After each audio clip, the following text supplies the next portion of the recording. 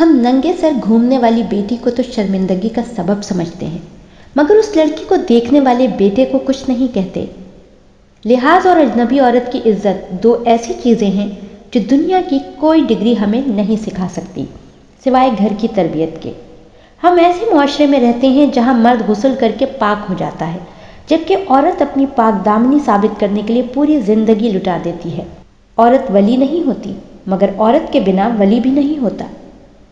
وہی مرد نایاب ہوتے ہیں جو غصے میں بھی عورت سے بات کرنے میں تہذیب نہیں بھولتے۔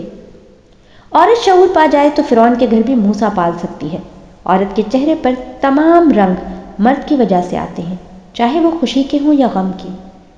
عورت کی اصل خوبصورتی اس کی شرم و حیا، خوش اخلاقی اور اطاعت گزاری میں ہے۔ اگر یہ نہ ہو تو حسین سے حسین عورت بھی اپنی نافرمانی، بدکاری اور بد اخلاقی سے بدصورت لگنے لگتی ہے۔ گناہ کا اصل مرکز عورت کا جسم نہیں، مرد کا دماغ ہے۔ جس طرح اندھیری رات میں ستارے چمکتے ہیں، اسی طرح سلیقہ مند عورت سے گھر کی رونق ہوتی ہے۔ عورت کے کردار کی مرد کو کتنی فکر ہوتی ہے، اتنی فکر اگر وہ اپنے کردار کی کرے تو کتنی عورتیں بد کردار کہلانے سے بچ جائیں۔ جس طرح مردوں کو باحیا عورتیں اچھی لگتی ہیں، اسی طرح عورتوں کو بھی با کردار مرد اچھے لگتے ہیں۔ ایک عورت جو اپنے دل کو پھر سے محبت کے لیے کھول دے جبکہ اس کا دل ٹوٹ چکا ہو، تو یقین جانو اس سے زیادہ بہادر عورت کہیں نہیں دیکھو گے۔ آپ ایک دعا کرنے والی عورت کی طاقت کا اندازہ کبھی نہیں لگا سکتے۔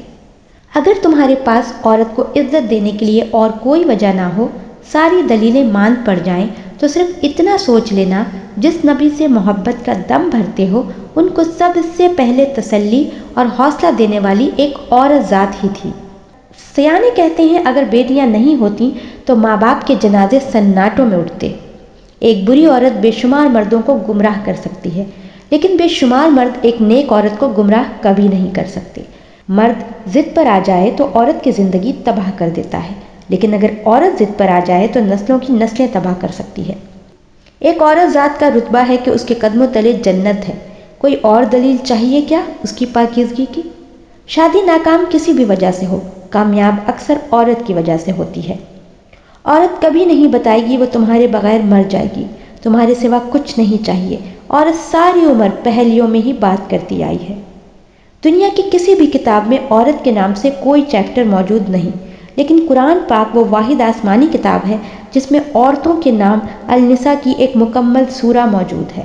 یہ سچ ہے کہ عورت میں درد سہنے کی سکت ہے، مگر اس کا مطلب یہ نہیں ہے کہ وہ درد دینے یا دیے جانے کی مستحق بھی ہے۔ میری خواہش ہے کہ عورتوں کے خواب کبھی بھی مردوں کے محتاج نہ ہوں۔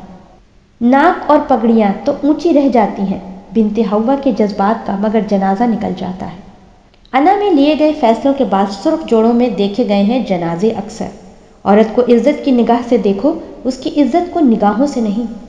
عورتیں تو بہت ہیں، مگر جس عورت سے اس کا رب اور شوہر راضی ہو، ایسی عورت خوش نصیب اور کامیاب ہے۔ عورت اگر ناقص العقل ہوتی تو اس کی گود کبھی پہلی درسگاہ نہیں کہلاتی۔ مرد کی جیب میں اگر عورت کی وفا ہو تو وہ دنیا کا سب سے امیر آدمی ہے۔